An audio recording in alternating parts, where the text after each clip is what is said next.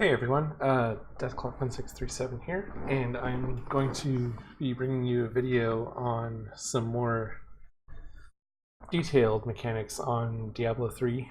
Um, since we're on patch 2.6.1 and things are relatively stable, I felt like this was sort of a good time to kind of wrap things up and give you an idea of some of the things that are in the game that you can watch out for that don't really, necessarily contribute to your damage in a visible way, but we'll sort of do it in the background. So it's just sort of getting beyond the tools, I think.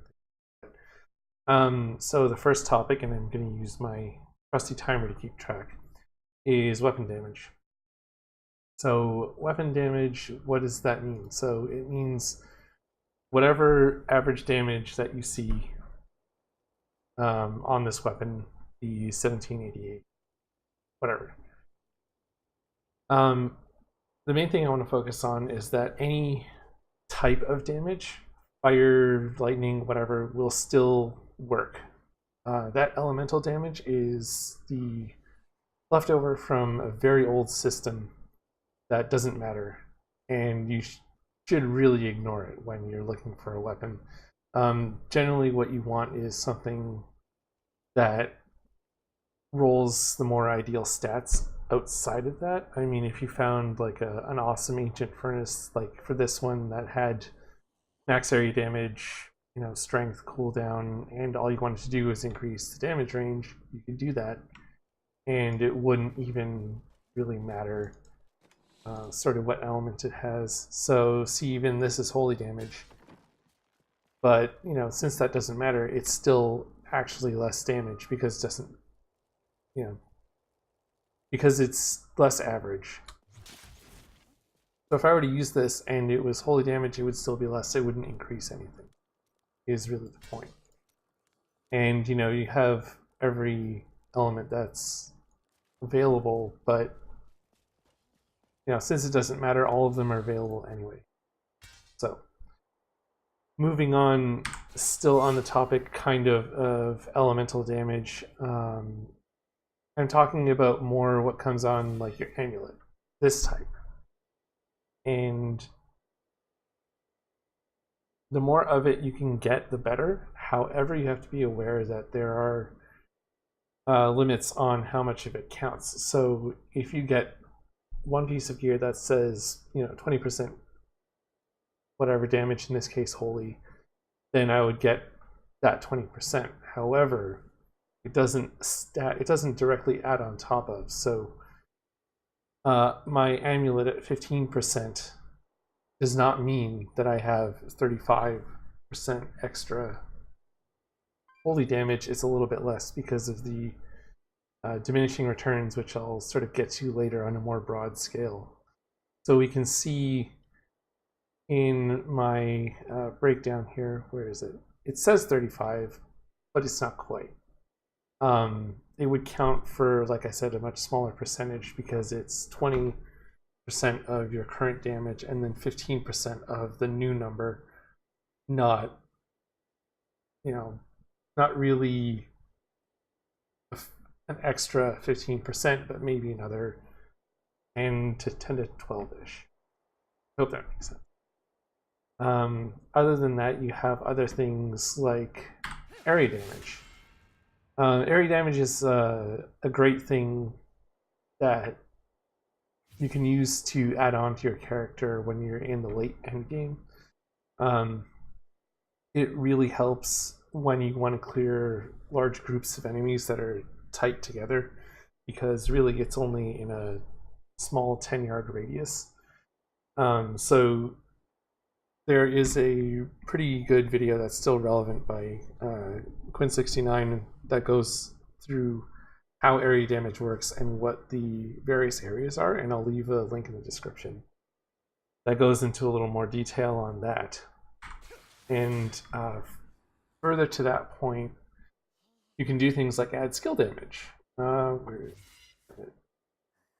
Yes, so skill damage rolls like this one also help if you can get them, but again, it's more of a later stages optimizing kind of thing, because you may not get this roll initially, and it's not worth throwing away, a chess piece that doesn't have it when you're, at 5 set pieces, and you'll get your, damage multiplier. You might as well take it and then farm another set piece and re-roll it or something, or spam the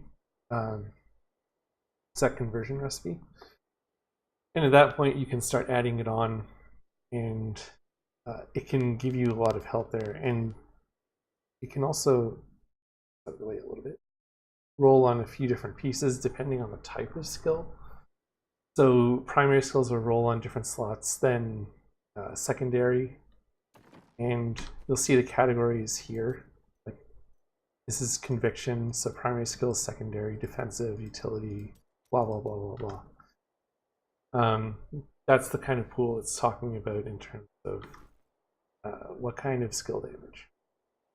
So moving on to Greater Rift pylon mechanics. What I'm going to do is leave a Greater Rift 100 hardcore clear that I did running in the background, and I'm going to go over kind of the Greater Rift stuff from this. So hopefully it's not too far rapid fire, and I'm trying to make my way through topics that can be almost videos in themselves. But I'll try to do my best here, and if you have questions, just ask them in the comments. So here we go.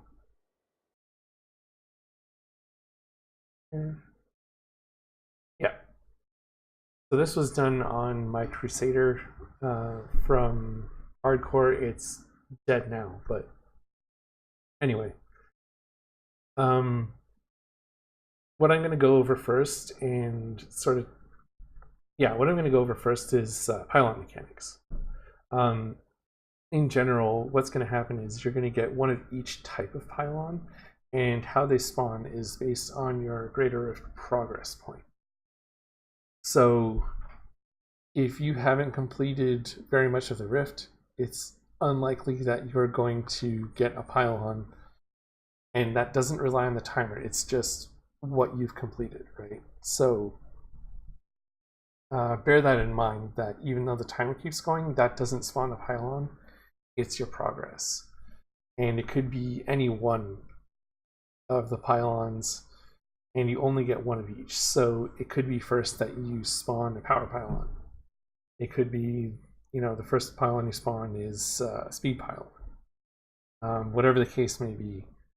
And that sort of leads into the maps that you can get, because pylons in certain maps, like the keep depths and things with a lot of offshoots or small passageways, have the ability to spawn pylons, and it's very easy to miss them sometimes. So in a Greater Rift like this that I'm going through, there's a lot of little areas, and I was pretty skeptical in this clear about how it would go, and I was mainly looking for the second floor, which I was getting a lot of really shit in first floors, but I kept going, and as you can see, there's little pits on one side that are totally unrevealed, but I wouldn't have spawned a pylon yet at this point anyway. And it's also important to remember that they spawn on unrevealed sections of map. So all of this stuff that I've seen before, there's no way a pylon can spawn in the stuff that I've seen on this map. So it's not going to appear at the back of the entrance where I've already walked. So if there's enough mob progression that you can sort of hit like around the 8 to 10% mark, then you can start moving. Otherwise, you might want to kite some more things and keep it in a relatively small space at first. But like the best maps are like a Battlefields or an Eternal Woods, and I believe my second floor was Battlefields here. But going on, for Rift progression, this is a fickle thing because not every monster is worth the same, and not every monster has the same health pool.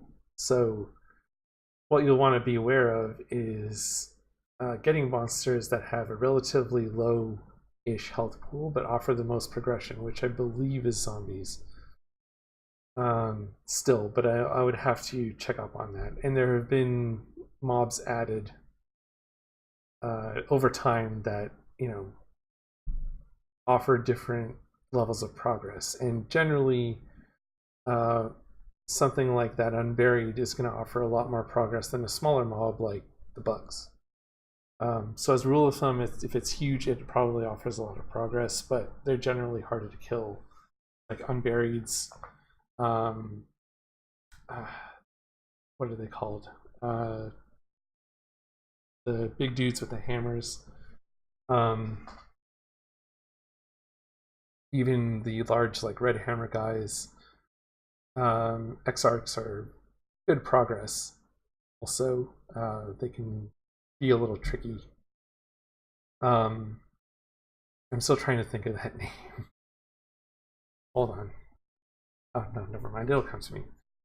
But anyway, like I was saying, certain mobs offer different types of progress, and you'll see here, depending on what I kill, my bar will shift a little more. Oh, Golgors, that's what they're called. Colossal Golgors. The big dudes, it's two hammers that can go like this and like one-shot you. Yeah, so essentially if you get into a map like this, it's much harder to miss a pylon spawn because of the nice little laneways that are pretty open, and you can have mobs following you through that. You don't need to kite through a choke space like in a desert map, which can be very tricky, or the more open forest, which I believe is from Grey Hollow, that has a lot of trees dotting the center of it, where things can get stuck and you actually have to end up going around. Creates a lot of problems. So in terms of that, that's I believe most or all of what there is to say on that. And the rest of the sort of rift progression discussion starts getting a little more class-based, so I'm just going to leave that topic alone since this is more of a general video. So, next thing, crowd control. This is a big one. A lot of the damage in Diablo relies on enemies being stunned or stunned, frozen, whatever, some kind of effect that would have them, you know, standing still, delayed, what have you. And that creates kind of a problem because of how many affixes monsters have. So again, it kind of ties into the damage discussion, and I didn't include this in it, but basically you need to have something actively stunning mobs, and you know, something excuse me, and something happening to them, like them being moved with my strong arm bracers, or just near you with like Bane of the Trapped. And they put in so many mechanics that just make this kind of a really obvious thing, especially for close combat or something like the Crusader. But an affix like Juggernaut is where it starts to fall off and you lose a lot of damage. So if you see, if you've seen my stream, or I think there might be one in this rift, if there's a Juggernaut that spawns, I straight out skip it because two of my biggest multipliers aren't going to work on it, and it's going to take me absolutely forever to kill it. It's not worth my time, it's not worth the progression. Pardon me. Move on. Don't waste your time. But if you're a class that doesn't as much rely on that, which are very few and far between in the builds, I'm pretty sure, then maybe. And at low levels, it doesn't matter that much because mob HP is so far reduced compared to something like a 100. So your damage is going to mean a lot more, and you can kill every juggernaut in a way. But like I said, in these tiers, it really starts to add up because the scaling was logarithmic, which means it gets exponentially worse as you go on, which is why one tier can be so much harder than the next, especially at the 10s or like 90, 91 or 89, 90, that type of stuff. So,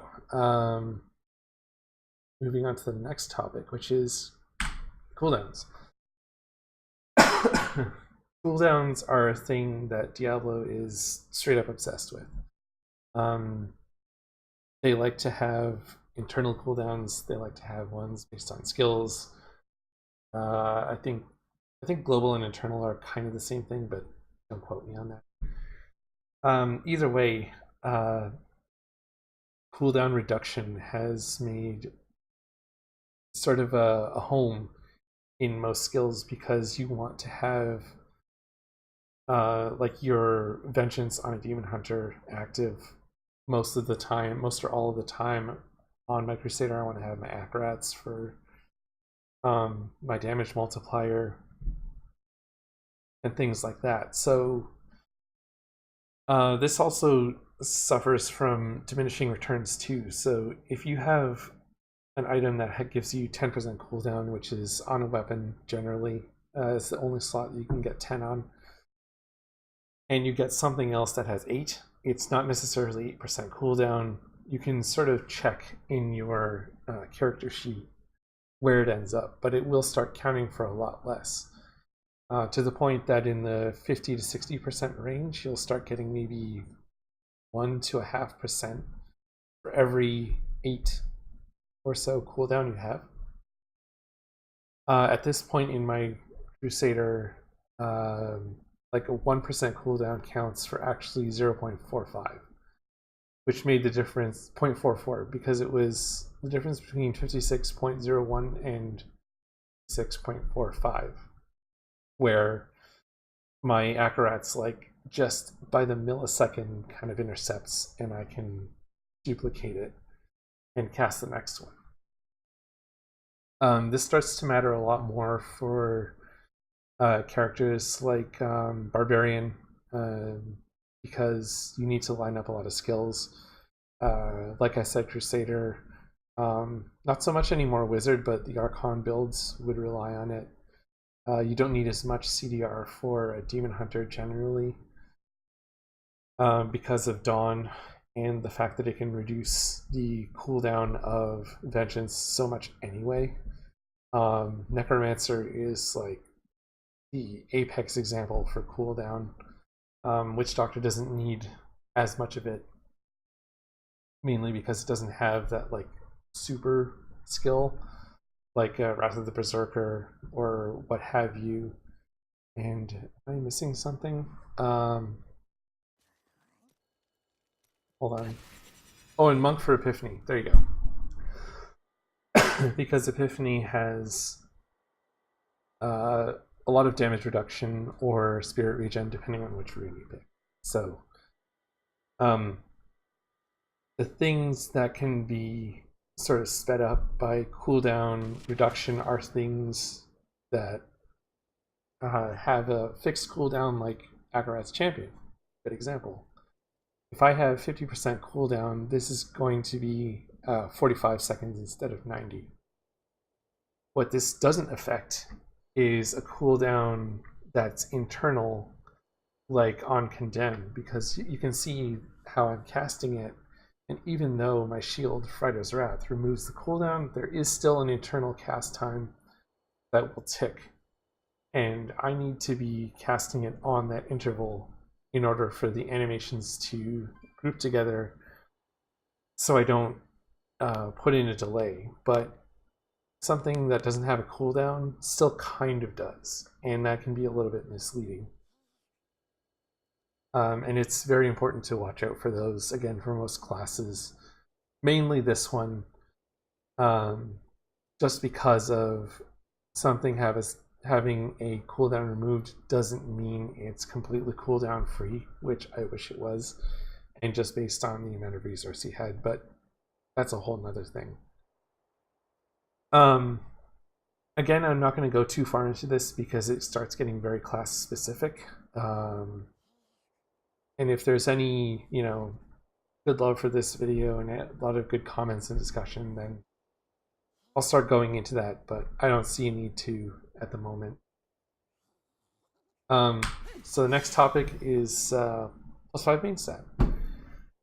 What do I mean by that? I mean the ever-progressing Paragon that has sort of seeped its way into this game from the Paragon system as it is. So once you get to Paragon 800, what generally happens is any skill block in your Paragon that has a maximum of 50 points is maxed out. And all your Paragon points after that generally go into your strength, your intelligence, your dexterity, whatever you may have. And it contributes to damage. Early on, this counts for a lot. But then it starts to diminish in how much damage it gives you, so then you need a lot more of it in very large quantities to really get the benefit out of it. Pardon me. Sorry about all the coughing. So like I said, your main stat will have a very big impact, especially around Paragon like 800 to 1000, and even the 1000 to 1500, where it will mean a big chunk of extra damage if you're intending to level that far. And why I say if you're intending to level that far is because on your gear, if it's ancient or primal, what you can do is sacrifice those rolls in favor of something that will be, a skill benefit or a damage benefit, more vitality or what have you, because you'll get the strength or whatever back anyway. I wouldn't necessarily suggest it for intelligence classes because basically it contributes to your resistance. And in terms of strength classes and dexterity, it returns into armor 1-to-1, and that is basically straight damage reduction. So since you can augment strength back on, it's 1-to-1 relationship and it's fine. But sorry, my sound is playing in the back. So anyway, yeah, like I was saying, it does matter a lot early on, especially if you find a weapon with a lot of strength on it. You may want to keep it, and that will help you a lot. And then once you get to high level, you're intending to get to high paragons, you can start saying, oh, I found a thing with 600 strength. Forget it. I'm done. I'm going to chop off that roll, augment 80, 100 level gem, and get it back anyway. And you're golden. So, yeah. And again, I've been touching on this one a little bit the entire time, but diminishing returns. It's something you really need to keep an eye on for most of your things, because it's more of a compounding, not a straight additive effect. You'll see it a lot in cooldowns, you'll see it a lot in elemental damage, and that's where you have to really pay attention in something like elemental, where if you have two shoulders and one's 19% elemental and the other one's 20%, the relative difference between them is hardly anything. 20% is better, but if you had something else that was like another 20%, like your amulet, it's going to be about 36 actually percent extra damage. because it's not an additional 40, it's, you know, on top of the new amount of damage that you had before. Again, it appears everywhere. I'm not 100% sure on how it affects attack speed, although I think it does.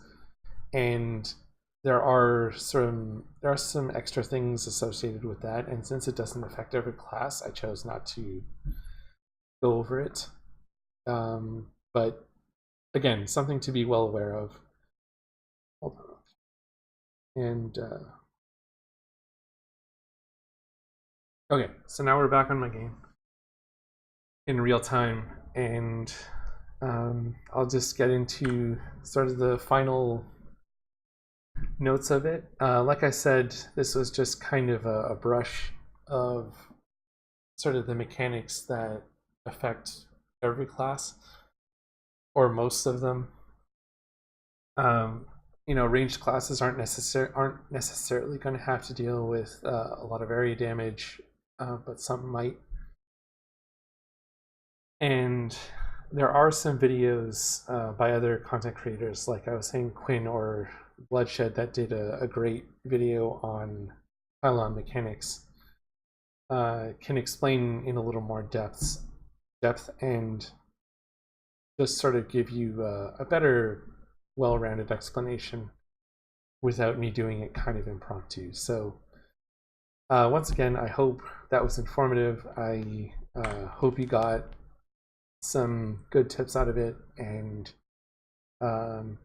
you know, let's wait and see kind of what happens next with the franchise, because I think, you know, we're in a state of maintenance mode, and I don't think that's going to change. I'm really jazzed for what's coming next, and I hope you are too. So once again, I'll have all the extra links in the bottom in the description. And that's it for me. So I will see you later. I've been rambling on for about half an hour now. So happy rifting, happy season play, and we'll see you later. And I'll leave my stream link in the description as well. Hope to see you there. Peace.